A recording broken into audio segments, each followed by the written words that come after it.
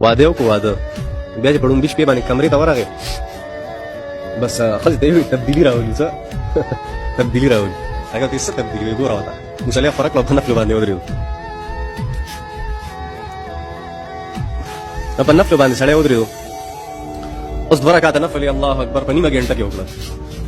د سړی مې وکړه بیا یې تړو الله اکبر بیا نیمه ګنټه واغسته یاره خو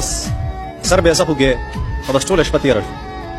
او تبلیغي شریف هغه څه نه اوزګار نه شو د تبدیلۍ نه اوزګار نه شو بس نوافلو بس هغې کول لګیا وم چې سار شو که نه دا ښځې نه ولې چا تپوس کړو ویره سړی څنګه و بس هغې ورته دی خدای غر کړه ټوله شپې راله ضایع کړه وایي ولې بس څه باندې وایي سړي وایي تبدیلي راولي وایي مصلي خوره کړه او وایي چېرې نفلونو باندې ودرېدو نیمه نیمه ګنټه کې دوه رکعاته کول هغه بس ټوله شپې په دغې باندې تېره کړه دغه تبلیغي راټینګو خلکو وایي دا ته څه کې ستا د دې ښځې په تا باندې حق دی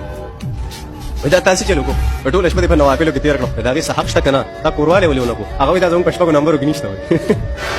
دا وایي زموږ په شپږو نمبرو کې